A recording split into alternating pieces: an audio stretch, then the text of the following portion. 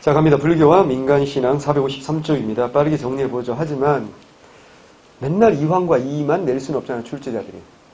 그래서 가끔 어떻게 한다. 문화파트에서 이쪽을 건드리기도 합니다. 생각보다 출제 빈도가 높아요. 그래서 잘 봅니다.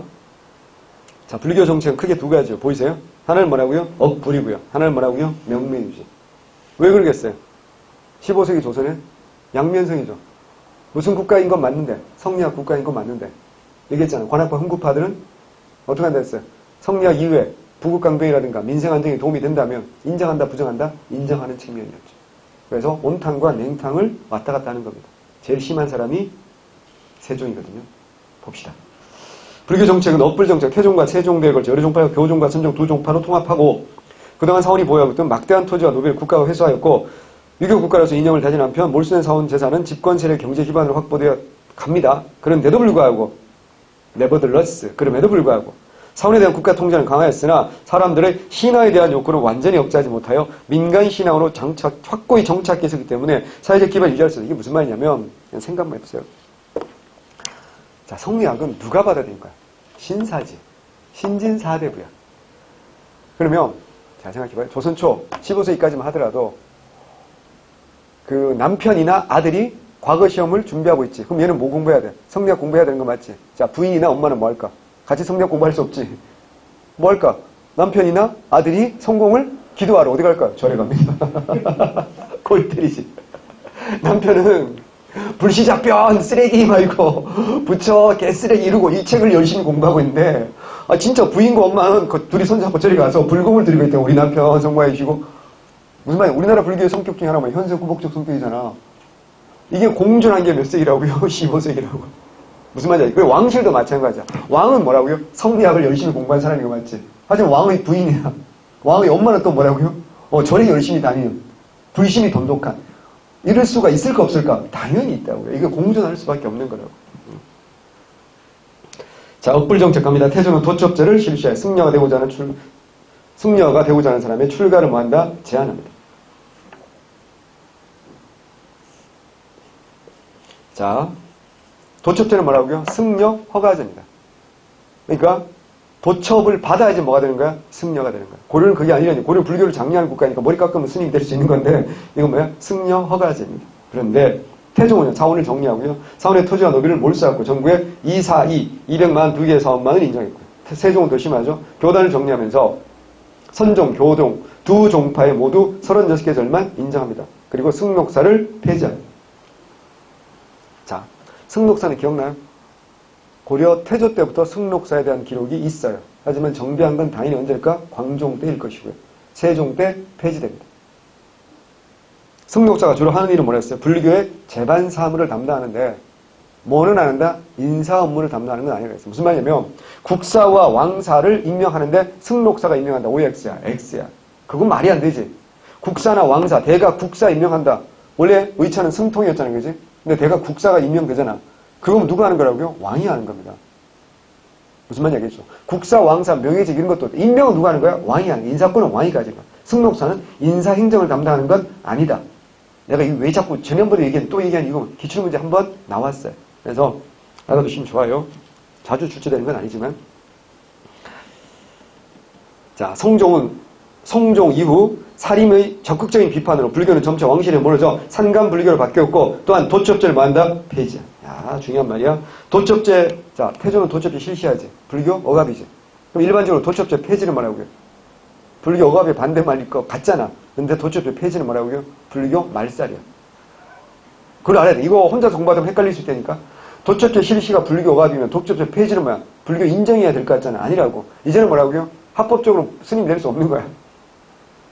돈이나 옷감을 아무리 많이 해도 뭐 할 수 없어. 합법적으로 승려가 될 수 없다. 그게 뭐야? 도첩제 폐지야. 태조 때 도첩제는 뭐야? 양반이면 옷감 100필, 평민이면 150필, 천민이면 200필 옷감을 내면 뭐 할 수 있어요? 승려가 될 수 있었는데 이제는 아예 합법적으로는 승려가 될 수 없도록 폐지해버린 게 도첩제 폐지야.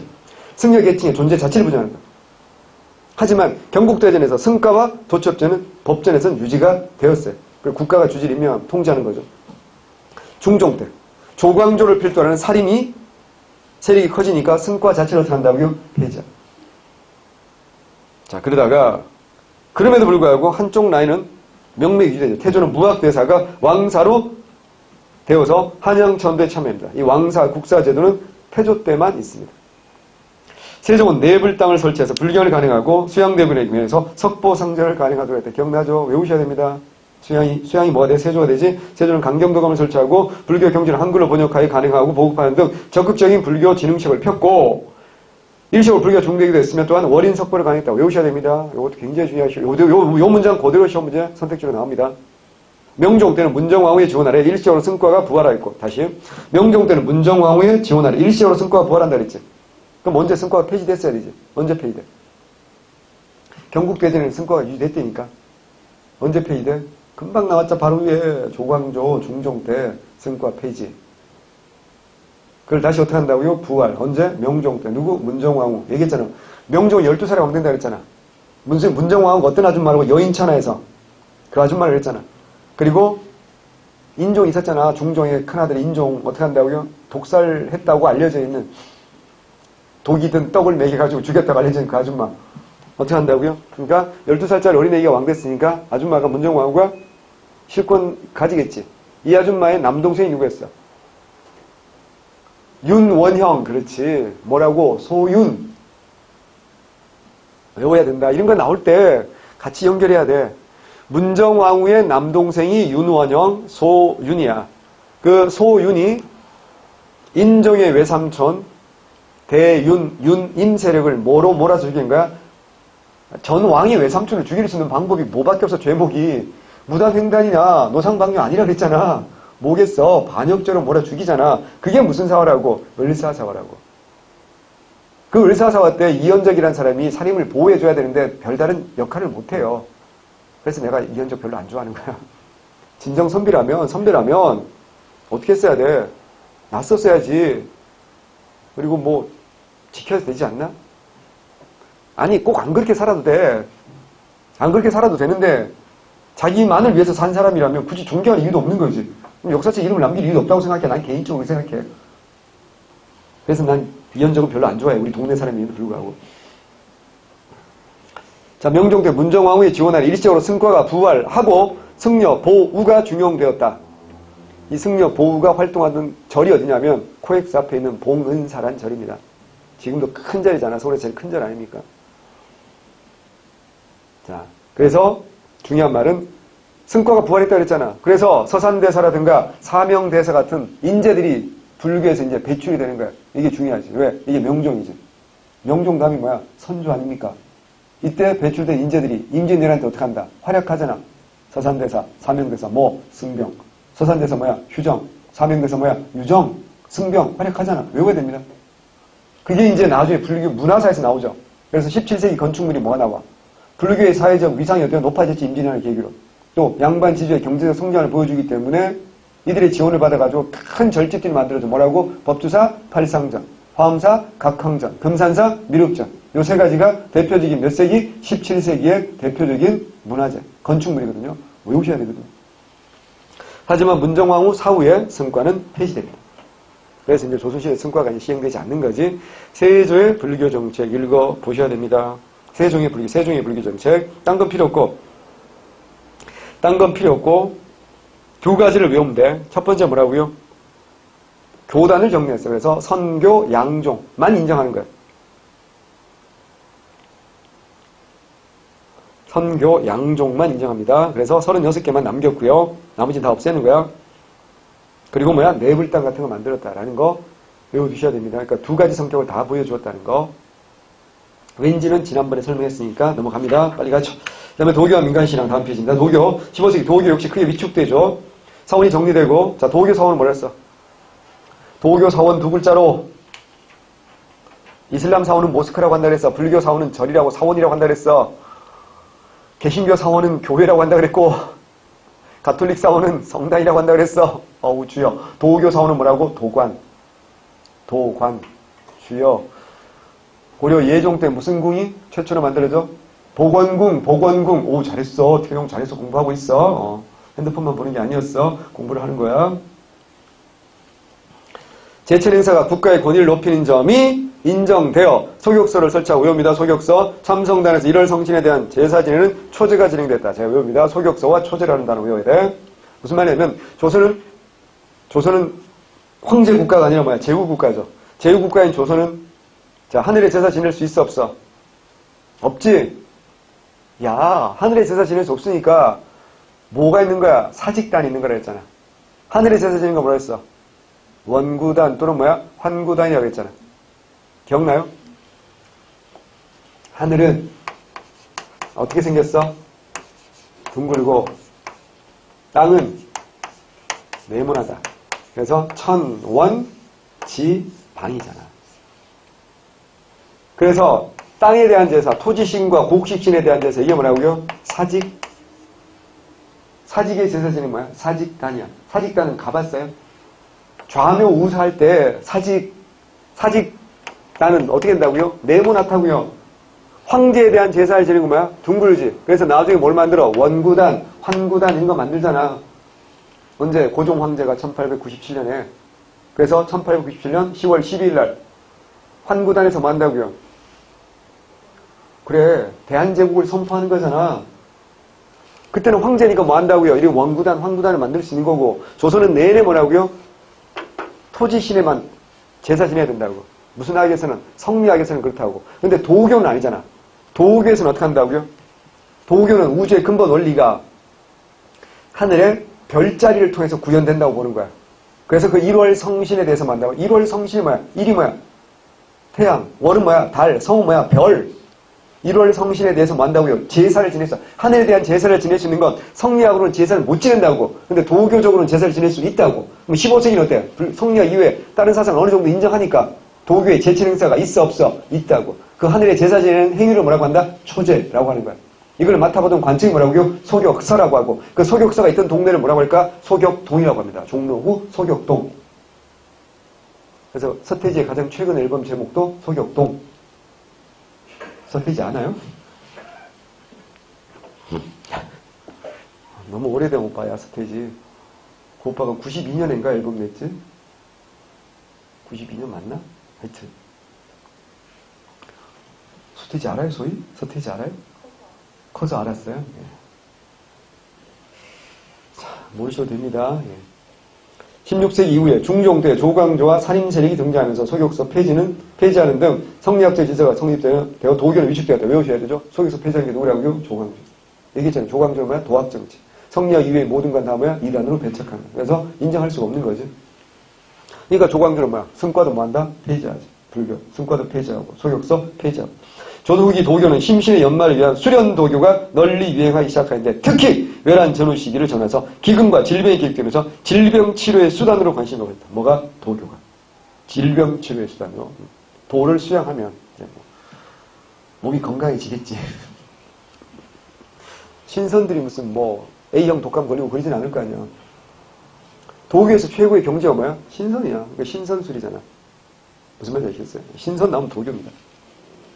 풍수지리 봅니다. 한양천도 조선 초기에 민간신앙이 지나친 미신행위를 막으면서 종묘, 사직, 문묘, 선왕, 명산, 대찬 등 제사기업을 유효적으로 개편하거나 민간신앙을 국가신 흡수하는데 산속문제 기억나죠? 몇 세기? 16세기.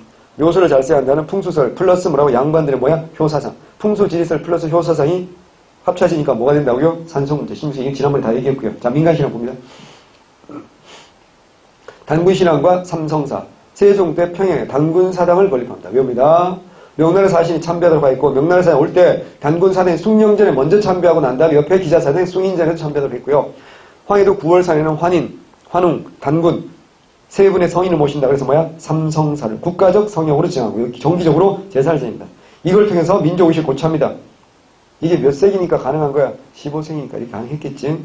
종묘와 사직, 왕들이 신주를 모시고 사당이 종묘. 토지신고, 국식에 대한 제사를 지는 게 사직이. 그래서 왼쪽에 소격서, 그 다음에 초제, 특히 만이산 초제가 중요하죠. 만이산 어디 있죠? 강화도 있죠. 그래서 알죠? 전국 체전할 때 성화를 어디서 체화합니까? 불을 만이산에서 체화하는 겁니다. 소격서 밑에 정리 잘 해놨어요. 한 번만 차분히 읽어보시고요. 과학기술 봅니다. 자, 과학기술 발달하는 건 시기적으로 몇 세기일까요?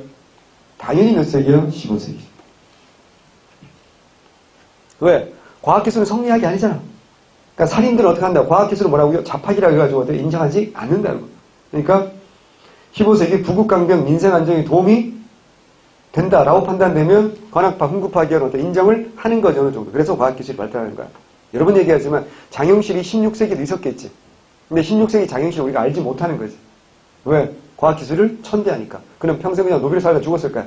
하지만 15세기 장영실은 세종 같은 사람이 어떻게 한다? 발탁해가지고 상품벼슬까지 준다 그랬잖아. 당상관 바로 밑에까지 준다 그랬더니 경나는 거죠.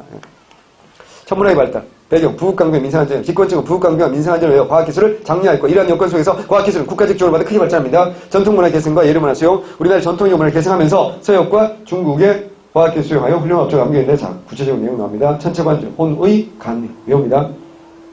혼의, 간의 외웁니다.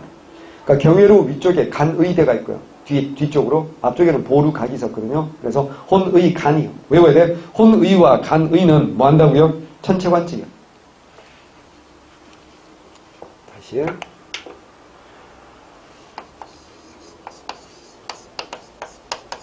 이거하고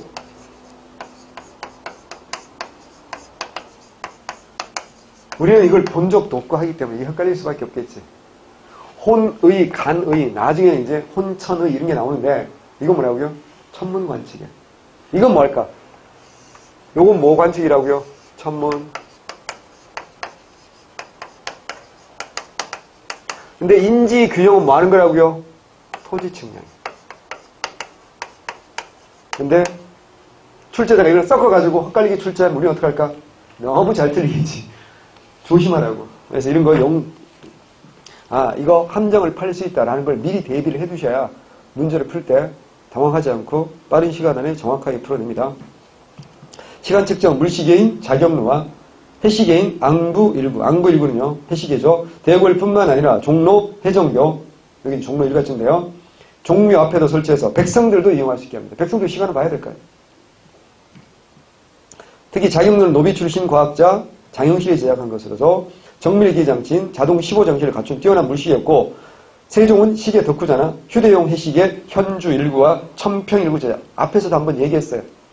휴대용 해시계가 왜 필요하다고 했어요? 군사작전할 때 필요하다고 했잖아. 한참 전에 요새도 하잖아. 진품 명품 그런 거 하죠. 조선 후기에 휴대용 해시계 하나 나왔어. 얼마인 줄 알아? 그게 3억. 3억. 조선 후기 거야.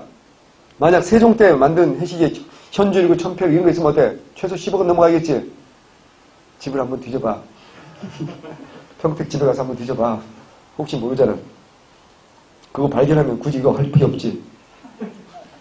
생애 연봉이 생기는데 그걸 왜? 그건 그거 할 거야? 뭐 건물 하나 사서 건물주 평생 행복하게 살면 되지 않나? 자, 나는 건물을 가져도 공부해서 공무원 할 것 같아. 간지나지 않을까? 출근할 때 벤치 타고 딱 출근하는 거야. 동장님이 막 소나타 타고 오면 비키세요. 막 이러고. 아, 괜찮겠다. 자, 상상해 봅시다. 자, 강우량 측정. 세계 최초로 치우기를 만든 거예요. 전국 각지의 치우기량을 측정합니다. 전국 각지. 자, 그 다음에 토지 측량입니다. 그럼 치우기, 전국 각지의 치우, 강우량을 측정하려면 치우기가 어디 있어야 돼? 서울에만 있으면 안 되겠지. 전국 각지에 다 9년 단위로 다 있어야 되는 거죠. 토지 측량이 뭐라고? 인지와 균형입니다. 근데 이제 실물도 전하지 않고요. 자세한 묘사한 내용도 전하지 않아요. 근데 인지 규형만 전하는 거예요, 이제. 그래서 정확한 자세한 내용은 알 수 없는 거예요. 토지 측량, 지도자. 토지 측량하는 게 뭐라고요? 인지와 규형이고. 하늘에 별자리 관측하는 게 뭐라고요? 혼의, 간의. 외우세요. 천문도. 조선은 건국초기 때 천문도를 만들었고 태조 때는 고구려 천문조를 바탕으로 외웁니다. 천상열차 분야 지도입니다. 밑에 그림 보입니다. 자경로와 치우기도 있어요. 알지만 이거 모르는 사람 못 쓸 거고요. 천상열차 분야 지도 보세요. 굉장히 중요합니다. 여기 별이 몇 개 표현된 줄 아세요? 1467개가 표현되어 있어요. 1467개의 별자리를 정말 완벽해요. 그리고 한가운데쯤에 이렇게 하얀색으로 이렇게 띠두르는 거 보이죠? 여기 뭔지 알아요? 여기 은하수야, 은하수. 이런 것까지 정확하게 표현해놨어요. 장난 아닙니다. 예. 천상열차 분야지도 외웁니다. 첫 번째 배울 거 언제 거라는 거 외워야 돼? 태조 때 태조 때 어떤 노인네가 뭐 이걸 나타나가지고 어쩌고 저쩌고 했다 뭐 이런 건데 제가 볼 때는 뻥이야. 왜냐면 하늘의 별자리 얘기했잖아. 하늘의 뜻이라고 알리고 싶은 거야. 자신의 왕이 된 거야. 나라 세운 게. 그래서 이제 천문도가 이제 발견됐다. 어느 나라 천문도? 고구려 천문도. 그래서 어떻게 한다? 이걸 돌에다가 어떻게 한다? 새긴 거예요. 누가? 태조가. 천문도를 이때 이렇게 조작의 혐의가 되게 짙음에도 불구하고 이런 스토리까지 만들어서 이걸 하는 이유는 뭐겠습니까? 건국에 뭐 하기 위해서? 정당성을 홍보하기 위해서야. 자, 우리가 외워야 될 건 뭐라고요? 아, 건국자 누구야? 태조 때라는 거 첫 번째. 두 번째, 어디에 양반인가? 고구려 별천문도에 양반. 어디 거라고요? 고구려입니다. 두 가지를 외워야 돼. 태조와 고구려를 외워야 돼. 태조와 고구려. 포인트야. 태조, 고구려, 천상연차 분야시죠. 세종 때도 새로운 천문을 만드는데 전에 남아있지 않습니다. 정말 감사하죠. 자, 앙부일구입니다. 이것을 해전교가 종래하여 천문을 설치하여 해의 그림자를 관측하였다. 해의 그림자. 해의 그림자를 뭐 하려고? 시간 측정하기 위함이죠. 지편전 직자 김돈이 이름을 짓기로. 이름 훌륭하다. 김돈. 구리를 부어서 그래서 만드는 모양이 가마솥 같다. 가마솥 같다. 상상해봐. 지름에는 둥근 송곳을 설치하여 북에서 나무로 마주대하게 했고 움푹 파인 곳에서 선이 어쩌고저쩌고 깨알같이 접을 찍었다. 블라블라 나와있죠. 오른쪽에 해시기가 나와있습니다. 한 번만 읽어보시고요. 자, 그 다음에 역법과 의학입니다. 역법에서는 자, 여러 번 얘기했어요. 신라말 고려 초까지는, 고려 전기까지는 무슨 역? 아, 또 해야 돼. 알았어, 괜찮아. 문제 풀이할 때 또 할 거야. 내가 별로 안 좋아하는 사람이 반장으로 당선된 거야. 그래서 어떻게 한다고요? 정말 싫지 뭐야? 원수처럼 느껴졌다. 당나라 뭐라고요? 선명령. 후기는 뭐야? 원나라 뭐야? 수시령. 기억나야 돼. 그 다음에 이 원나라 수시력을 바탕으로 하는 거야. 네 편을. 그리고 외편 아라비아의 회외력을 참고를 해서 만드는 거야. 그래서 수시력과 회외력. 그래서 수시력, 회외력. 이거는 내편이 되는 거고. 회외력을 바탕으로 외편이 되는 거예요. 이걸 합해서 뭐라고요? 7, 정, 산이라고. 이때 산은 뭐라고 했어? 컬큐레이션. 계산한다 이런 뜻이고. 7정이 뭐라고 했어? 월화수목 금토일을 7정. 월화수목 금토일 뭐야? 하늘의 기본 별자리 7개 움직임을 뭐 한다? 계산한다.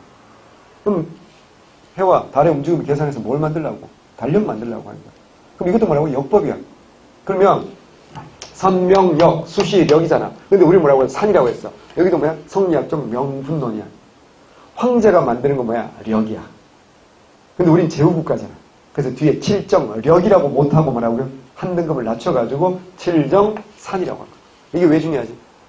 지금까지 역법은 당연히 기준이니까 중국이겠지. 중국의 수도 베이징 기준으로 했을 거 아니에요. 근데 이건 어디를 기준으로? 한양을 기준으로. 하늘의 별자리. 그러니까 당연히 시차가 생기잖아. 근데 한양 기준으로 했으니까 돼요? 어떤 성격이야? 자주죠. 더 중요한 거. 그 정도 과학기술이 된다 안 된다? 된다. 나와 있잖아요. 그죠? 중요합니다. 우리나라 최초로 한양을 기준으로 전체 운동을 정확히 계산한 거예요. 무조건 나옵니다. 그다음 의학은 향약 재생 직성방도 있고 향약 채취 원령도 있고 향약 집성방도 있고 의방 유치도 있고 신주 무원록도 있어요. 자, 여기 하나 더 써주세요.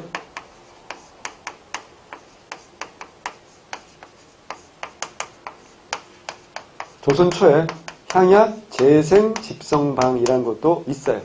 중요한 건 중국 약재가 아니라 우리나라 약재를 표현할 때 뭐라고 하는가? 향약이라고 말해요. 또 이것도 향촌의 자치규약 그런 뜻이 아니야. 혹시 그럴까봐. 그러니까 우리 한국사에서 향이라고 말하면 내가 지방이라고 여러 번 얘기했어요. 근데 그 지방이라는 개념은 절대적인 게 아니라 상대적인 개념이야. 중앙이 아닌 곳은 다 뭐야? 지방이라는 얘기잖아. 지금 우리가 살고 있는 서울은 뭐야? 중앙이지. 하지만 네가 살던 평택은 뭐야? 지방인 거야. 근데 이걸 조금 더 확대하면 세계로 보면 어디가 중앙이야? 중국이 중앙이지. 중국이잖아. 그럼 우리 뭐야? 지방인 거지. 그러니까 중국의 약재가 아니라 뭐라고? 우리 조선 지방에서 나는 약재. 그래서 이걸 뭐야? 향약이라고 하는 거야. 향약, 재생, 집성방. 태조 때 향약, 재생, 집성과 여칭이 있었고 그 다음에 이제 향약, 채취, 원료 수백 조의 약재를 언제 채취하면 좋겠냐 뭐 이런 거예요. 그 계절마다 좋은 약재가 나는 게 다르지 않겠습니까? 그 다음에 진짜 중요한 거 뭐야? 향약, 집성반. 뭐하고 구별하라 그랬어? 향약, 구급방하고 구별하라 그랬어. 향약, 구급방은 1236년경이고 강화천독이고 왕은 고종이지. 가장 오래된 뭐라고요? 의학서. 이게 뭐야? 향약, 구급방. 고려고요. 13세기. 향약, 집성반 언제라고요? 세종이죠. 우리 풍토에 맞는 약재가 지어방법 개발 중에 당연하고요. 의방 유치도 누구다? 세종. 이거 뭐야? 백과사전. 백과사전이야. 동양 최대 의학 백과사전이야. 이게 너무 양이 많잖아. 이걸 어때요? 간추리고 자기 지식을 더하고 해서 만든 게 허준의 동의보감이거든. 그래서 향약, 집성반과 의방 유치 둘 다 언제라고요? 세종. 그 다음에 또 눈에 띄는 게 뭐냐면 신주, 무원록입니다. 자, 잘 들어요. 무원록은요, 잘 들어. 무원록은 누가 만든 거냐면 원나라 사람이 만든 거예요. 왼쪽에 나와 있잖아요. 원나라 왕여라는 사람이 만든 법의학서야. 자, 무원록이라는 말이 나오면 이게 뭐 하는 책이라는 걸 알아야 될까? 어떤 분야의 책이야? 공인중개사 이런 책 아니라고. 뭐라고? 법의학서. 내가 한번 얘기했잖아. 사람이 죽었어. 제일 먼저 판단해야 될 게 뭘까? 시체를 보고 제일 먼저 무슨 판단해야 돼? 자살인지 타살인지 판단해야 돼. 자살이면 뭐 아무 문제가 없는 거잖아. 그럼 자살이면 남은 건 딱 하나야. 형사가 남는 게 아니라 민사가 남아서 상속 문제라든가 이런 거밖에 안 남는 거야. 그럼 이 사람이 빚진 게 얼마나 있냐고 이런 거밖에 안 남겠지. 문제는 타살이면 니가 뭘 잡아야 돼? 범인을 잡아야 되는 거 아니야. 첫 번째가 자살인지 타살인지를 알아야 되는데 이게 뭐 목을 잘랐다든가 이런 거 어때요? 당연히 타살이겠지. 자기가 어떻게 자기 목을 잘라. 문제는 어때요? 목 매달아 죽었다든가 혹은 독을 먹고 죽었다든가 이때가 문제. 혹은 이 사람이 독을 먹고 죽었는지 갑자기 심장마비로 죽었는지 우리가 알 수가 없는 거 아니에요. 요즘에 여러 가지 검사할 때 쉽게 할 수 있는 이때는 알 수가 없었겠지. 그래서 법위에 심의 얘들이 뭐 하러 가는 줄 알아? 일단 갈 때 도구가 있어. 이게 뭐냐면 쌀 같은 거 한 움큼을 목에 이렇게 넣어놓는 거야. 그런데 한동안 있다가 이걸 꺼내가지고 닭을 먹여보는 거야. 닭이 죽으면 복사야. 우리 생각보다 똘똘하니까 우리 선조도요. 자, 목을 매달아 죽었다. 그럼 뭘 봐야 되는 줄 알아? 대들보예요. 그 끈이 있잖아. 끈 흔적이 하나다. 그러면 자살했을 가능성이 많아. 아니지. 하나면 자살했을 가능성이 없어. 흔들렸겠지. 그러니까 밑에 의자 같은 거 놓고 목을 메고 올라가서 어떻게 퉁 떨어지면 어떻게 돼? 주 운동을 할 거 아니야. 그럼 어때요? 끈이 맨 게 왔다 갔다 했겠지. 그러면 자살했을 가능성이 많고 그 끈이 하나야. 그럼 뭐야? 나중에 죽인 다음에 또 목 잘라 죽인 다음에 목을 매달았어요. 그냥 한번 딱 맸으면 이게 그냥 끈 흔적이 하나밖에 없잖아. 그럼 거기는 먼지가 쌓여있을 거니까. 그러면 타살일 가능성이 많아. 근데 똘똘한 놈들은 이렇게 해놓고도 막 흔들어 놓을 수 있잖아. 그래서 이러저런 것들을 어떻게 한다. 그러니까 자살한 사람과 타살된 거 흔적이 다르겠지. 그러니까 맞아 죽으면 다 몸에 모든 충격은 흔적을 남기잖아. 그게 법의학의 명언 중에 하나거든. 격언 중에 하나거든. 모든 충격은 흔적을 남긴다. 그래서 이걸 조사하는 거. 이게 뭐라고? 법의학서. 이게 뭐다? 무원록이야. 이게 이제 우리나라에 들어오는 거야. 이걸 세종 때 어떻게 한다? 신주 무원록이야. 살인사건 발생에 사체, 조사, 지심서 이게 신주, 새롭게 줄을 달았다. 이게 신주 무원록인데 이게 나중에 언제 또 나와? 영조 때 나와. 정조 때 또 나오고 이러거든요. 그 뒤에 가서 다시 한번 설명을 드리겠습니다. 밑에 칠정산 읽어보세요. 워낙 중요한 주제니까 제가 좀 자세히 한번 읽어보시라고 해놨고요. 향약 집성방도 무원록도 제가 한번 쭉 정리를 해놨어요. 무원록은 나온 김에 정리해버리자. 자, 원나라 사람 왕이가 만들었다 외우는 거 아니야? 세종 때 뭐 한다고요? 신주 무원록. 새롭게 주석을 달았다 이런 말이야. 무자는 무슨 무자야? 없을 무자지. 원은 뭐야? 원통하다 이런 뜻 아니야. 그럼 뭐야? 원통을 없게 해줘야 될 거 아니야 사람이. 그래서 무원록이야. 자, 그래서 블라블라 하다가 영조 때 봐봐. 뭐 했어? 증수 무원록. 자, 동그라미 하세요. 자, 순서가 어떻게 돼? 무원록. 그 다음 세종 뭐라고요? 신주 무원록. 영조는 뭐라고요? 증수 무원록. 증수 무원록이야. 그러다가 다음 페이지 넘어가면 정조 때는 뭐라고요? 맨 마지막에 나오죠? 정조 때는 증수, 무원록, 언해도 있고 증수, 무원록, 대전.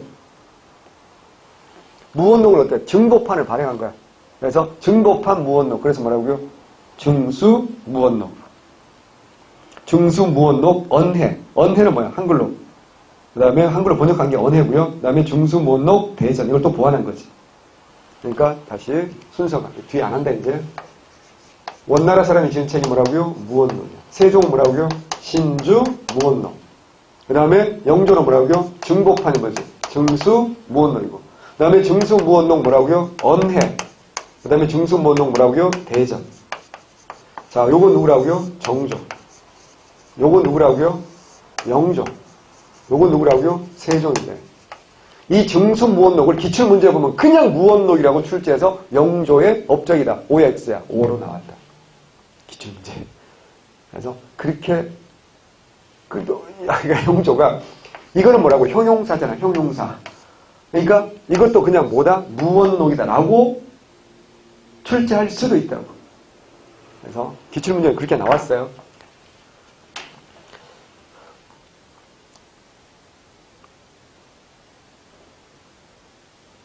자, 그 다음에 이제 마지막은 아니고 활자. 정말 많죠. 예, 그래도 할 겁니다. 자, 활자. 자, 발달 배경 조선 초기에는 각종 서적, 편찬사업이 활발하게 추진돼서 활자, 인쇄술과 제기술이 발달했는데 고려시대에 발명되어 사용된 금속 활자는 조선 초기 더 개량됩니다. 자, 전초기 최대 인쇄술을 말했어? 교소가. 인쇄공만 140명이 넘었다라는 거 앞에서도 또 했어요. 또 나옵니다. 기출문제 나왔기 때문에 외우셔야 됩니다. 발달. 태종은 뭐 만들었어? 주자술. 주자술은 뭐 하는 거야? 글자를 만들어야 될 거 아니야. 주자소를 설치하고 구리로 뭐 한다? 개미자를 만들었고 세종은 또 구리로 뭘 만들었어? 갑인자. 이는 글자 모양이 아름답고 인쇄 편리하게. 자, 그럼 개미자와 갑인자는 요즘 말로 하면 뭘까? 폰트. HY 목판 B 뭐 이런 거 있잖아. 폰트가 예뻐야 책이 예쁘잖아요. 그죠? 폰트입니다. 그래서 외우는 방법 좋아. 조선 전기 최고의 갑은 누구야? 세종이지. 그래서 갑인자는 누구야? 세종이 갑이야. 인쇄술 발달, 이게 중요합니다. 종전에는 밀랍으로 활자를 고정시키는 방법을 사용했으나 이제는 밀랍 대신 식자판을 조립하는 방법을 청하나 종전보다 2배 정도 인쇄 능률 외웁니다. 자, 밀랍이냐 식자판이냐. 순서가 밀랍에서 뭐로 바뀌는 거라고요? 식자판으로 바뀌는 겁니다. 이게 이제 고정을 한다는 게 사실은 생각보다 힘든 일이죠. 그래서 실제로 금속 활자로 찍은 책들을 보면 이 고정이 잘 안 돼가지고 글자가 살짝 틀어진 글자가 생긴다니까 목판 인쇄는 그게 안 되지. 그럴 리가 없잖아. 근데 그걸 고정하는데 밀랍을 쓰다가 뭘로 바뀐다고? 식자판.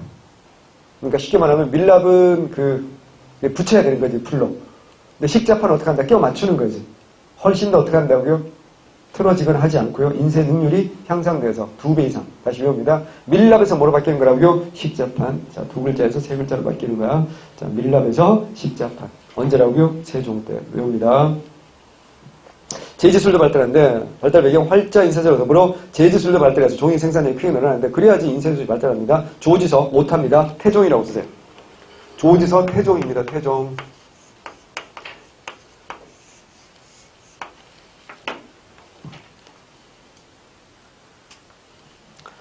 이건 워낙에 세종 때 제지술이 워낙에 발달했기 때문에 두드려졌기 때문에 당대 기록에도 세종이 조지서를 만들었다는 기록이 여러 군데 있어요.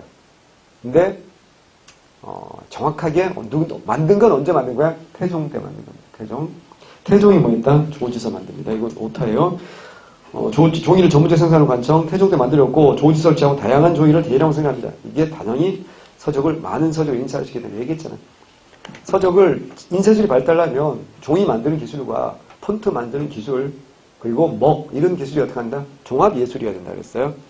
자, 농사와 병서, 농사직설 금양잡록 앞에서 했어요. 자, 중요한 거 농사직설은 누구야? 세종이고 금양잡록은 누구야? 성종 때 누구라고요? 강희맹이야. 그러니까 농사직설은 정초라는 사람을 시켜가지고 정초가 쓴 게 아니지. 전국에 농사 경험이 많은 농부들 80명을 모셔다가 이분들은 글자를 모르니까 뭐 하는 거야? 말로 하는 거야. 그러니까 직설이지. 말로 하면 옆에서 우리 공무원들이 뭐 하는 거라고요? 받아 쓰는 겁니다. 이게 농사직설입니다. 언제라고요? 세종 때. 중요한 건 뭐라고요? 중국 게 아니라 뭐야? 우리의 자주적 농사법. 시야세 저장법, 토지를 개량법, 자, 모내기법 나왔어. 모내기법 미치. 그러나 농민들이 실제 경험을 쓴 건데 이항법은 뭐라고요? 위험한 농법이다. 이게 중요한 거지. 이항법은 기억나지? 고려 말에 전래되지.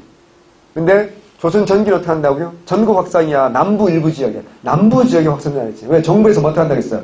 금지했다고 그랬어. 왜? 가뭄의 우려 때문에. 가뭄이면 완전 망하거든요. 그래서 가뭄의 우려 때문에 정부에서 금지했다. 그래서 뭐야? 농사직설에 학생들끼리 엄청 싸워요. 커뮤니티에서.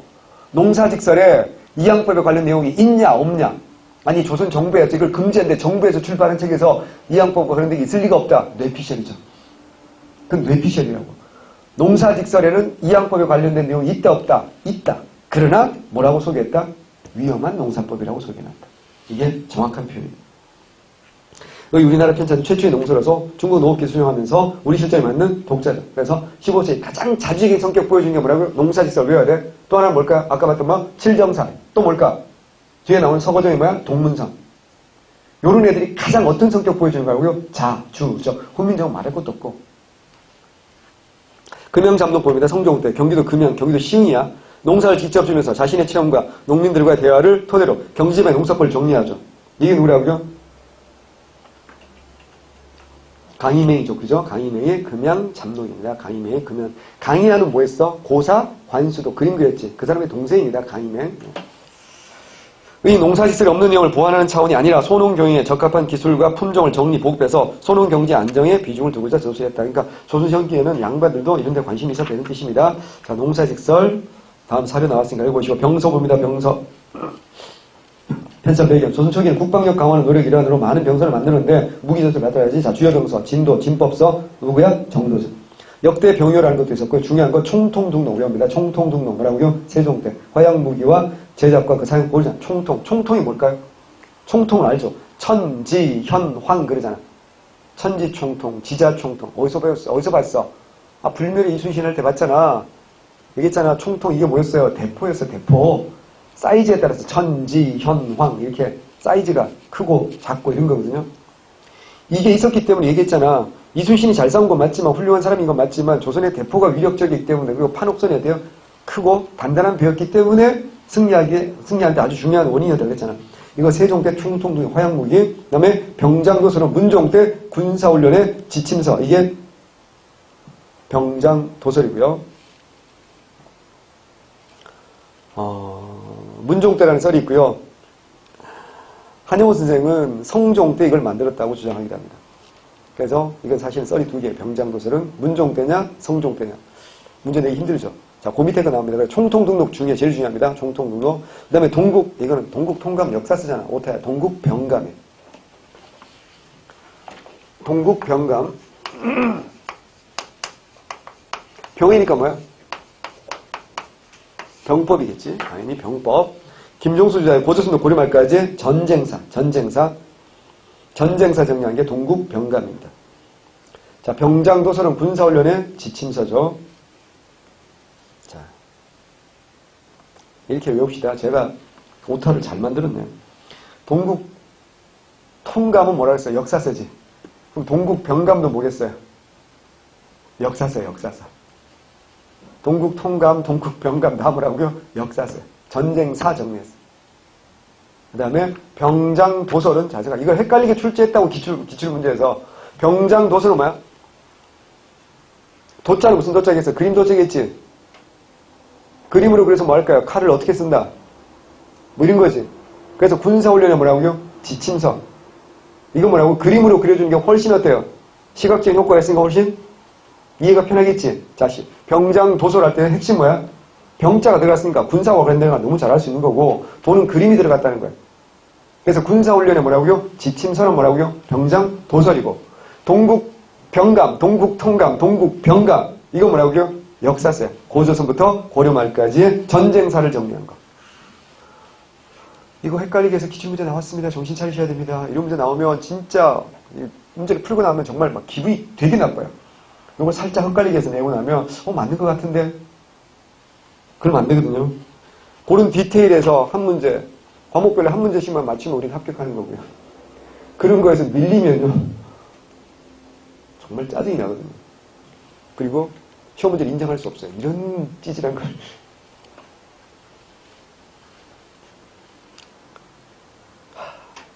근데 인생을 살아보니까 그렇더라고요. 그럼에도 불구하고 맞추는 인간들이 있어 없어? 있어요. 그래서 합격한다니까 정말 짜증난다니까. 그러니까 뭐냐면 내가 오늘 늦은 이유가 뭐냐면 교통사고가 났어 앞에서. 차가 막 뒤가 박살이 났더라고. 그러니까 이제 두 차선이 차선 세 개밖에 없는데 두 차선이 이렇게 하다가 이제 뭐 이렇게 끼어들고 박살 두 차선이 딱 막히는 거야. 세 차선이 쫙 오다가 갑자기 차선이 하나밖에 없는 거 아니야. 그러니까 하염없이 막히는 거지. 거기다가 버스, 택시 알죠? 그 형들은 도저히 못 이긴 거잖아. 나는 가야 되는데 그냥 훅 들어와. 어떻게 해요? 쫄아가지고 막 버스 보내고 택시 보내고 이러다 보니까 막 하염없이 시간이 걸리는 거야. 그래서 내가 늦었어. 그럼 나는 어때? 억울하지? 하지만 어때요? 그냥 난 늦은 거야. 그냥 난 지각한 거야. 우리도 마찬가지니까 우리 공부를 열심히 했어. 그리고 어때? 희한한 문제가 나왔어. 내 기준으로. 그래서 틀렸어. 이것도 막 문제 막 한 글자 두 글자 살짝 바뀌어가지고 틀렸어. 난 너무 억울한 거야. 난 열심히 했는데. 근데 현실은 뭔지 알아?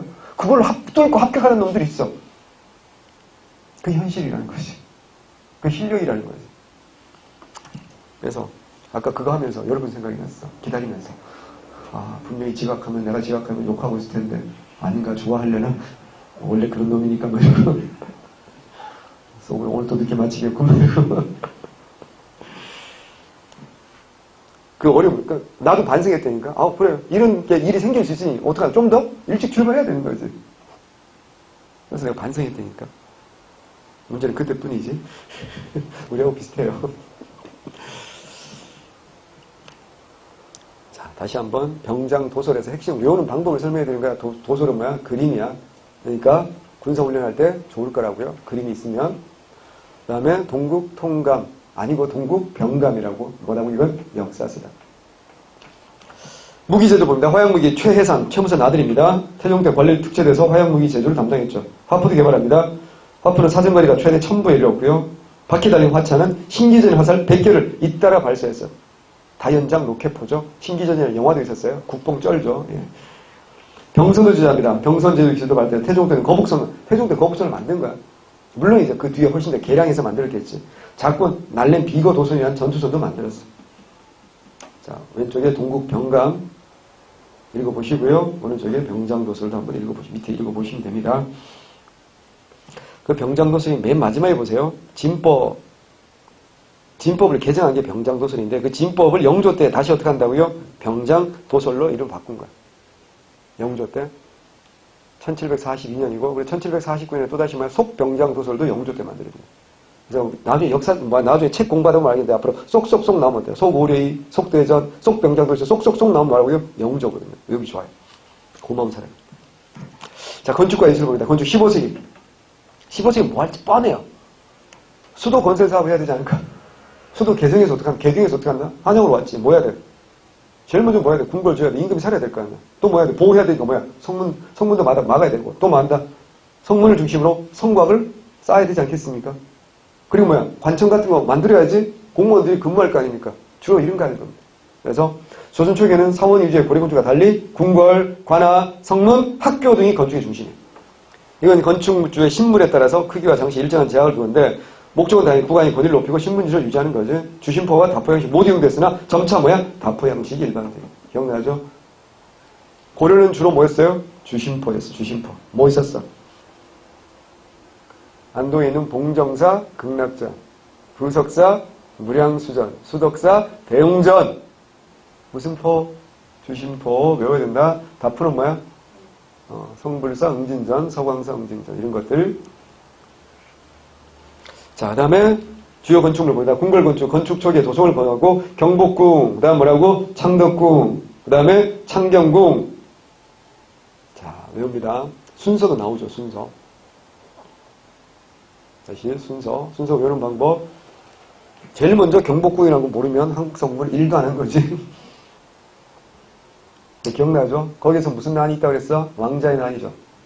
왕자의 난이 어떻게 한다 그래? 다시 어떻게 한다? 어디로 간다 그랬어? 개경으로 간다 그랬잖아. 개성으로. 개성에서 또 2차 왕자의 날이 일어나죠. 1400년 1월 달에. 그리고 11월 달에 태종 이방원이 즉위하잖아. 그리고 1405년에 다시 어떻게 한다? 한양으로 오는데 무슨 궁으로 돌아오지 않고 경복궁이 아니라 어디로 온다고요? 아버지와 정도전이 만든 거 아니야, 경복궁은. 그래서 뭘 만들어? 창덕궁을 만들었지. 외워야 됩니다. 창덕궁. 그래서 원래 경복궁이 원래는 뭐야? 법궁이지. 창덕궁 뭐야? 이궁으로 만든 거야. 근데 이제 실제로 어떻게 한다? 이제 창덕궁이 어떻게 한다? 이제 왕이 살았던 거지. 하지만 공식적으로 임진왜란 전까지는 경복궁이 있으니까 경복궁이 법궁이고 창덕궁, 창경궁 이게 뭐야? 이궁이 되는 거야. 근데 임진왜란 끝나고는 어떻게 한다고요? 경복궁 못 만들었잖아. 그러니까 주로 어때요? 창덕궁에서 왕이 살았으니까 창덕궁이 뭐가 돼? 법궁이 되는 거고 경희궁 같은 게 뭐한데? 이궁이 되는 거지. 됐죠? 그러다가 흥선대원군이 다시 어떻게 한다? 경복궁을 만들었으니까 다시 경복궁이 법궁이 되는 거고 창덕궁 이런 데 다른 애들이 이궁이 되는 거야.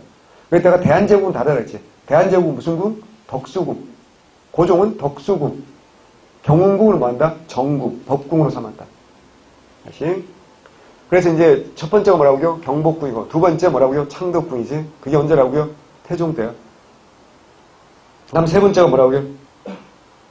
창경궁이지. 창경궁은 성종입니다. 원래 세종이 상왕 태종을 모시기 위해서 지은 수강궁을 수리했고요. 창경궁을 이렇게 더 수리해서 한 이유가 있다고 그랬죠. 성종은 세 분의 대비를 모시기 위해서 창경궁을 만든 거예요. 성종은 기억나니? 할머니 세조의 부인 정희왕후가 살아있었다고. 그리고 엄마 누구야? 인수대비도 있었고. 그리고 자기 삼촌이었던 예종의 부인도 있었다고. 그러니까 세종의 세 분의 뭐라고? 대비가 세 분이나 살아있어. 슬프지? 간섭이 얼마나 심했겠어. 그 세 분의 대비를 편하게 모시기 위해서 만든 게 뭐라고요? 창경궁. 순서 자 다시 경복궁, 창덕궁, 창경궁. 법궁이 뭐고 이궁이 뭔지 여러 번 얘기하니까 외워두세요. 2018년에 나왔잖아. 자, 지금까지 남아있는 창경궁 명정정과 도성의 숭례문, 창덕궁의 돈화문이 당시의 모습을 간직하고 있습니다. 도성 정문인 숭례문은 고려 건축과는 다른 방식을 채택하여 발전된 조선 건축을 보여주고요. 개성의 남대문, 평양의 보통문은요. 개성의 남대문과 평양의 보통문은 고려 건축의 단장한 우아한 모습을 지지면서 조선시대 건축을 발전해가는 형태를 보여주고 있습니다. 자, 불교의 건축물 잘 나옵니다. 자, 궁궐도 잘 나오지만 불교 건축물 무의사 극락전 어디 있다고요? 강진에 있습니다. 강진하면 뭐 생각나야 돼? 정약용 유배지도 맞아. 또 그래 그렇지. 강진 뭐야? 도자기 외우셔야 됩니다. 도자기 강진 외우셔야 됩니다. 중요합니다. 또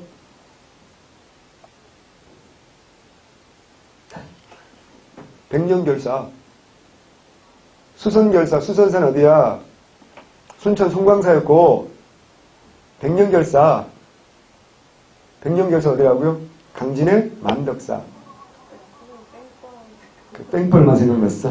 야 이번에 땡벌 안 할 거야. 노래방 가서 땡벌 부르고 그러지 말어.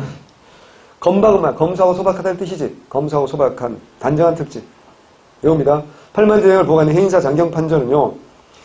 해인사 장경판전 장경판고라고 합니다.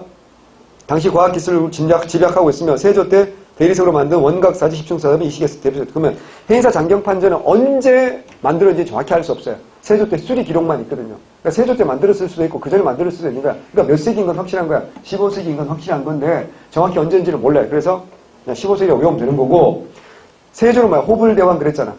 간경도감도 만들고 불경원에 이런 것도 하죠. 그리고 뭐한다? 원각사 만들고 원각사지 십중석탑 지금도 있다 그랬잖아. 유리관에 들어가서 탑골공원에 있다고 제가 여러 번 얘기했어요. 종강역에 내려서 걸어가서 보시면 돼요. 15세기 외우셔야 됩니다. 특히 해인사 장경판고 봐세요. 창이 두 개나 나 있죠. 위가 좁고 아래가 넓고 뒷면 창 아래고 서로 이렇게 막 이해하지 뭐야. 통풍, 습도, 온도 조절이 가능해서 그래야지 팔만대장경, 제주장경을 잘 복원할 수 있는 거지. 외우셔야 됩니다. 오른쪽에 무의사 극락전에 대해서도 제가 정리를 해놨으니까 한 번만 읽어보시고요. 원각사십도 이건 옛날 사진입니다. 완전히 어때요? 노출되어 있죠. 지금은 아니라 그랬지. 유리로 다 막아놨어요. 그래야 돼요. 왜냐면 여기 태극기 할아버지 되게 많으시기 때문에 담배 피시고 막 꽁초 던지고 이러면 안 되잖아요. 그죠? 그래서 이건 뭐하고 똑같이 생겼다고요? 경천사 10층 석탑 영향을 받은 거다. 외우셔야 됩니다. 넘어갑니다. 16세기입니다. 16세기는 뭐야? 살인이잖아. 살인 뭐라고요? 서원이죠. 특징 16세기 들어와 서원은 산과 하천 가까이 있어서 자연의 이치를 탐구할 수 있는 마을 부근에 한적한 곳에 위치하였는데 서원 건축 양식에서 가람 뭐야? 절입니다. 가람 배치 형식과 주택 형식을 믹스한 거지. 그래서 실용적이고 유교적 검약 정신이 배합돼서 검소했다. 사원촌은 규모가 크지 않고 화려함을 피해서 단청을 사용하자는 게 특징입니다. 단청 뭔지 알죠? 붉고 푸르고 막 화려하게 뭐 하는 거야, 이제. 채색하는 게 단청이잖아. 그 절에 가봐. 처마 밑에 다 단청해서 너무, 그게 엄청 비용이 많이 들고 시간도 많이 드는 거거든. 그걸 쓰지 않았다고. 그거 하느냐 안 하느냐에 따라서 비용이 엄청 차이가 나니까. 그러니까 서울은 공부하는 곳이니까 굳이 그렇게까지 할 필요가 없다는 거죠. 구조, 교육 공간인 강당을 중심으로 사당과 강당이 있고 사당이 뭐야? 제사 지내는 곳이지. 기술시간 동지에서 우리 지난번에 다 봤어요. 사회할 때. 건축물 주위에 빼어난 자연 조화력은 대표 서원은 경주의 옥산서원 이현저, 그 다음에 안동의 도산서원 이왕. 이것만 갖고 안 되니까 제가 왼쪽에 따로 정리해놨죠. 자, 외웁니다. 도산서원, 안동 이왕, 자운서원 어디라고요? 파주 2입니다. 옥산서원 경주 이현저이고요. 덕천서원 경남 산청 지리산 자락 조식이고요. 병산서원 안동 유성룡 외우셔야 됩니다. 자, 그 다음에 도자기 공예. 이건 앞에서 했어요. 그죠? 빨리 갈게요. 발달의 대표적인 공예 분야가 자기였고 궁중이나 관청에서 금이나 은으로 만든 그릇 대신에 분청사기나 백자를 늘 생각합니다. 분청사기 특징 고려 자기 기법 이어받아 세력이 발전 회청세계입니다. 회청세계 분청사기. 청자의 백토에 분을 칠한 거야. 그리고 안정된 그런 모양과 소박하고 천진하다. 소박하고 천진하다. 용 그린다. 독수리 그린다. 그러면 안 된다 그랬잖아. 어린아이들, 유치원 아이들이 그리면 물고기, 니모 뭐 이런 거 그린다 그랬잖아. 그래서 주로 물고기 그리며. 그래서 어우러져 정형화되지 않으면서 구김살 없는 우리의 멋 외웁니다. 생산, 분청사기 용기 그릇은 전국의 자기소와 도기소에서 만들어서 관수용, 민수용으로 보급되었고 특히 경기도 광주의 사홍원 분원에서 생산한 도자기, 자기의 품질로 써요. 어디야? 광주. 이제 말하는 광주는 경기도 광주를 말하는 거예요. 그래서 경기도 광주, 거기서 뭐 합니까? 지금도 도자기 축제하는 겁니다. 이천의 설봉공원, 거기 가면 또 도자기 축제. 매년 그 도자기 축제 하죠. 한 번 딱 가보고 안 갔어요. 그럼. 세태, 16세기부터 세련된 백자가 본격적으로 생산되면서 16세기 뭐라고요? 백자. 백자는요, 16세기 유의한 조선의 백자는 청자보다 깨끗, 담백해서 순백에 고상하며 그래서 선비의 취향이야. 밑줄 선비의 취향이야. 이걸 오답으로 어떻게 할까? 자, 청자가 있고 백자가 있지. 그러면 우리는 이분법이 너무 익숙하니까 청자는 뭐라고? 고려 귀족이잖아. 그럼 백자는 뭐라고? 조선 서민, OX야. 오려 죽을 서민이야. 일반 농민들이 오려 죽을 백자를 어떻게 써? 이건 누구라고요? 선비. 이것도 역시나 누가 즐기는 거라고? 지배층. 선비들이. 선비들. 이때 말하는 선비 누구야? 살인들이 많을 거 아니에요. 얘들은 어떻게 한다고? 순백에 깨끗함, 고상함이야. 왜? 자기들은 하늘으로 한 점 부끄러움 없다는 거지. 자기는 부당한 권력에 참여하지 않았다 이거지, 그지? 그런 의미야. 그래서 16세기 살인들이 좋아하는 거잖아. 15세기 관악파 홍급판 어때요? 깨끗한 흰색 보면 어때요? 짜증이 나지. 왜냐면 자기들은 어때요? 어쨌거나 조선 공부에 참여했고 세조의 쿠데타에 참여했으니까 깨끗하지 않으니까. 그런 얘기입니다. 기타 위에 목공예 있고요. 읽어보세요. 화각공예도 있고요. 쇳불을 얇게 쪼개 붙이는 겁니다. 그 다음에 기타, 자기공예 뭐 이런 것도 있습니다. 이런 거 그냥 읽어보는 거고요. 자, 분청사기 그림 봅니다. 백자 봅니다. 자, 글씨와 그림. 자, 글씨 보면 15세기 글씨 특징. 중국에 이제 끝났어. 중국의 역대 화풍을 선택적으로 수용하고 소화해서 우리의 독자적. 자, 15세기는 무조건 뭐다? 독자적. 특히 일본의 예알기시죠. 무로마치 시대의 미술의 예알기시다. 뭔 개소리야. 자, 일본은 막부잖아. 조선 전기는 뭐? 무로마치. 조선 후기는 뭐? 에도 막부. 그럼 여기서 오답으로 출제한 사람 뭐야? 무로마치가 아니라 뭐라고? 에도 막부라고 출제한다. 듣기만 해. 일본 막부의 순서가 가마쿠라. 그 다음에 무로마치. 그 다음에 에도 막부. 이렇게 쉽게 가마쿠라 기억이잖아. 어디야? 고려야. 그 다음에 이제 조선 전기. 이게 뭐야? 조선 후기. 순서는 외우기가 쉬워. 가, 무, 에. 우리가 뭐 한국사는 잘 못하지만 소위 가무에 능하지 않아?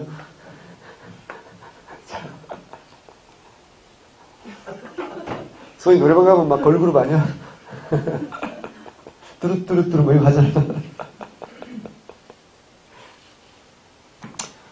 우리 소영 언니는 블랙핑크 이런 거 안 어울린단 말이야. 소영 언니는 홍진영 뭐 이러고 있고 우리 소희는 막 그죠? 예. 자, 힘내자. 자, 그래서 뭐라고? 무로마치. 조선 전기는 일본 무로마치 시대거든요. 그러면 무로마치 막도 영향을 줍니다. 자, 대표가 안경의 몽유도원도 도와서 출신입니다. 앞에서 했으니까.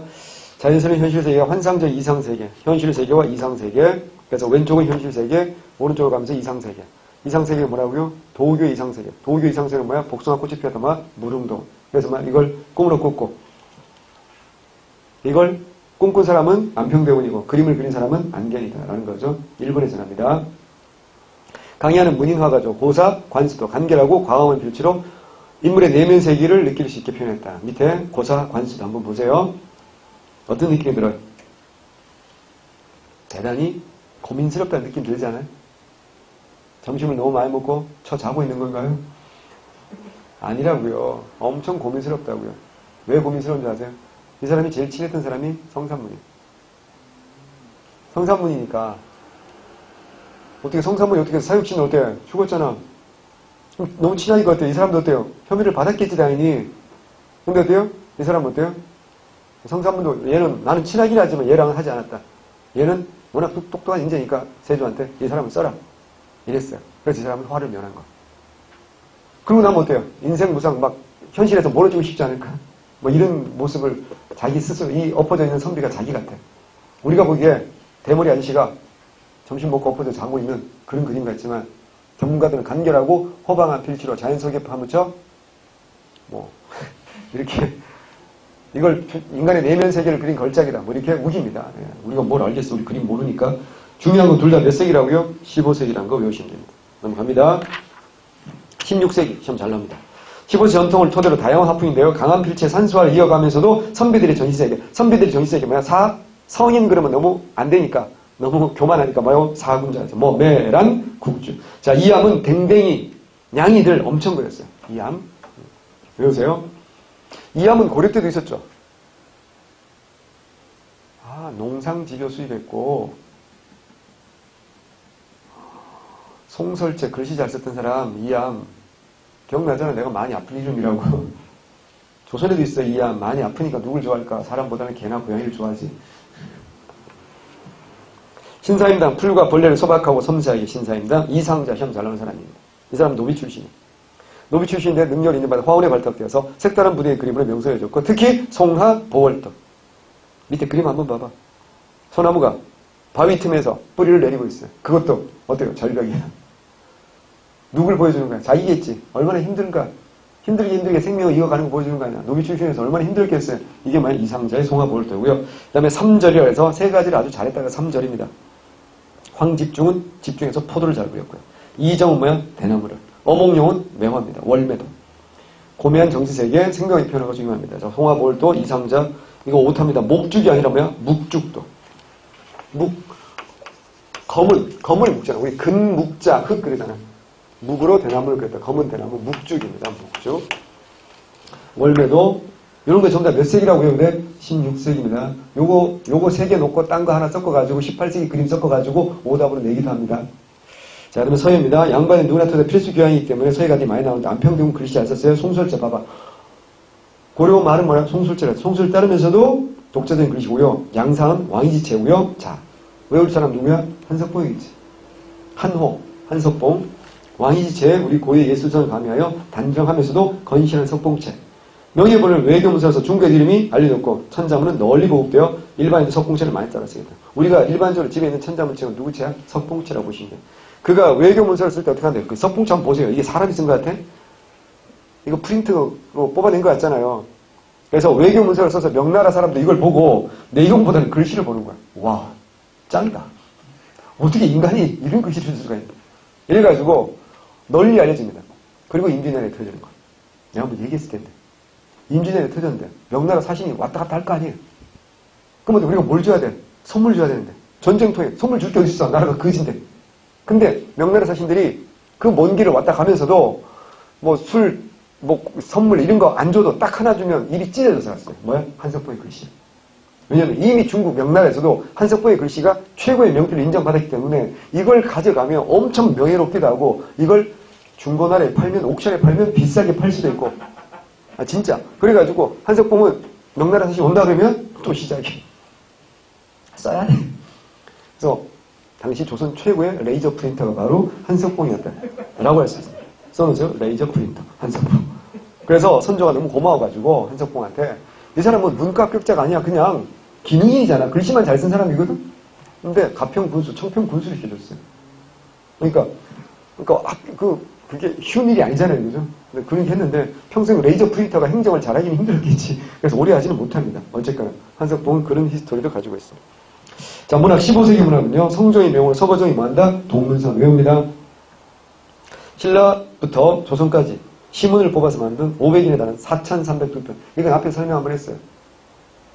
문선이라고 위진 남북조 시대에 양나라 때 소명, 태자, 세자 얘가 문선이라는 책을 쓴다 그랬는데 우리가 어떻게 한다? 중국에 글만 좋은 글이 있는 게 아니지 않냐. 우리나라에도 좋은 문장이 있으니까 앞에 동자 붙여 뭐야? 동문선. 어떤 성격? 자주자.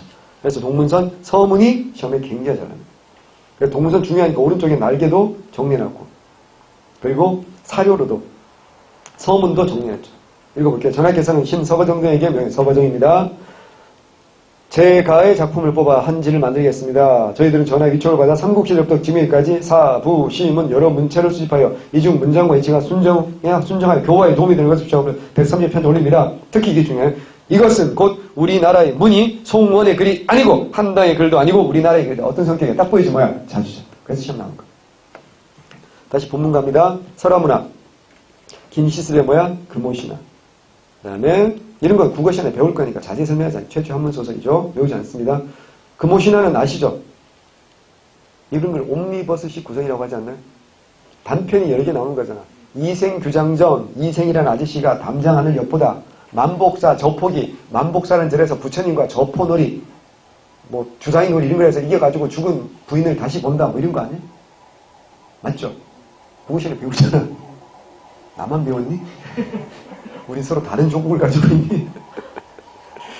자, 그 다음에 이제 서거정 필원잡기. 고대부터 저는 일할 소강의 필원잡기.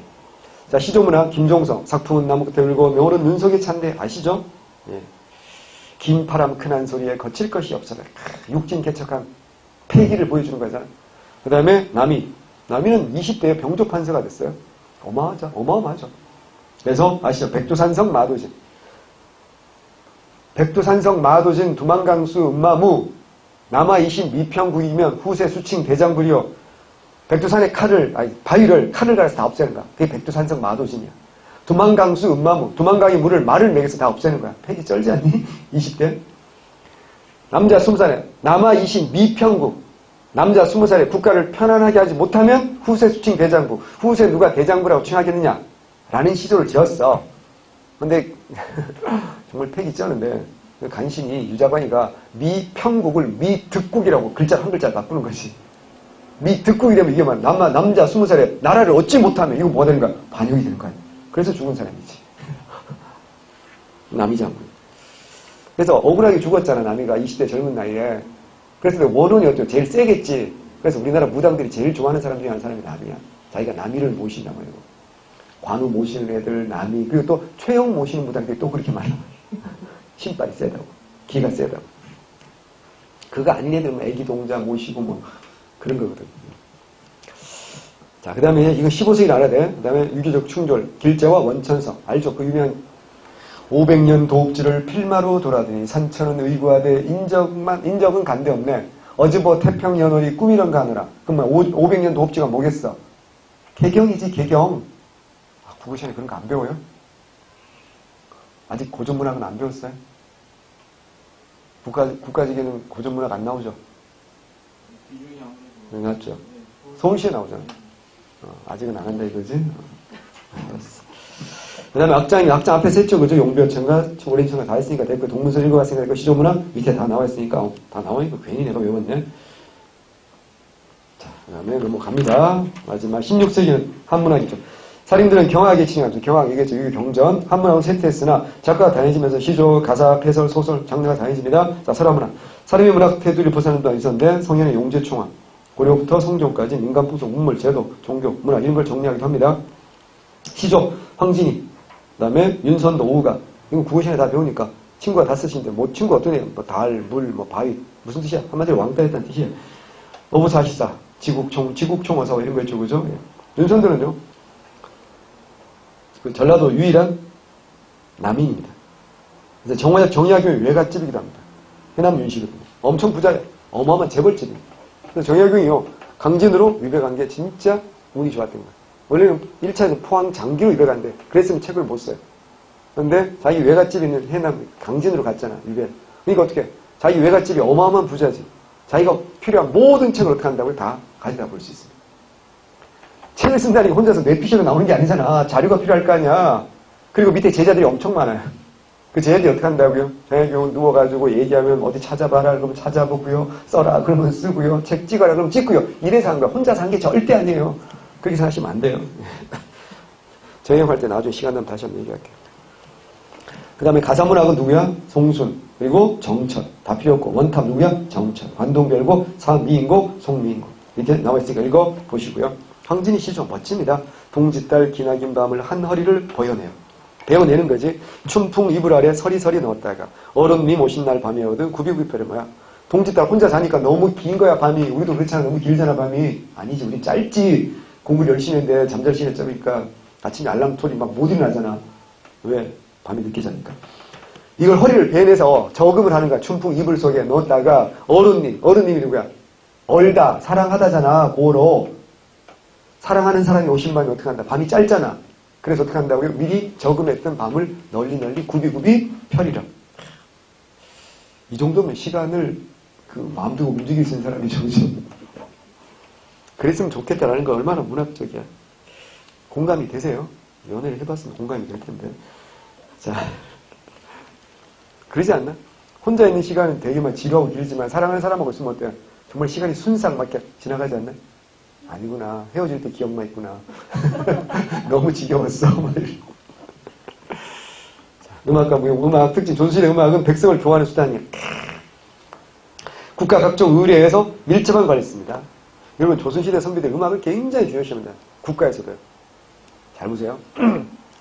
생각을 해봐. 자, 잠실운동장에 사람을 4만 명, 5만 명을 모아놨어. 딱 한 사람이 가서 그 수만 명에게 무한 감동을 줄 수 있는 장르 뭘 같아요? 음악밖에 없다니까. 자, 개그. 쉬운 일이 아니지. 다른 건 절대 쉬운 일이 아니니까. 근데 음악은 어때요? 기타 하나만 있으면 정말 그 예전에 마이클 잭슨이라는 형 아세요? 돌아가신 그 형? 그 형 우리나라 와서 공연 한번 했거든요. 정말 맨 뒤에서 보잖아? 그럼 진짜 요만한 인형으로 보여. 그런데도 사람들한테 미치는 거지 막. 그걸 할 수 있는 건 뭐밖에 없어? 음악밖에 없어. 그러니까 그걸 일찍부터 우리 조상도 알았어요. 그래서 음악을 중요시합니다. 세종국이다. 박연에게 악기 계량가를 만들겠고 스스로 연민나 얘기했잖아. 갖고 정간보 앞에 다 했으니까 설명 안 해. 그래서 악이 궁중음악으로 발전하겠고 성종 때 성현 악학개혁을 배웁니다. 음악의 원리, 역사 이런 거 다 정리합니다. 외웁니다. 악학개혁은 중요합니다. 생각보다. 그 다음에 종묘제략 중요하죠. 조선왕조 유교문화를 대표하는 오례 중에서 제사와 관련된 길례, 가례, 빈례, 흉례, 분례, 오례가 있다고 했잖아요. 제리학 중 문묘제리학은 중국에서 찾아볼 수 있는 문화유산이에요. 현재까지도 정대업, 보태평 등이 국립국가권에 전수되는데 유네스코 지정 세계 인류 문화, 유형 문화유산입니다. 중요하죠. 종묘, 제리학, 악학 중에서 외우셔야 됩니다. 민간의학은 민간에서도 당학과 향학을 소학으로 발전해서 가사, 시조 이런 것들이 발전합니다. 자, 성인 악학개부에 나와 있는 음악의 길은 나와 있습니다. 읽어보세요. 다음 무용은 궁중무용 있고 민간무용 있습니다. 한 번만 읽어보시면 됩니다. 오른쪽에 정리했으니까 한 번만 읽어보시면 됩니다. 뒤에 문제들 한번 시간 날 때 풀어보시고요. 쉬죠.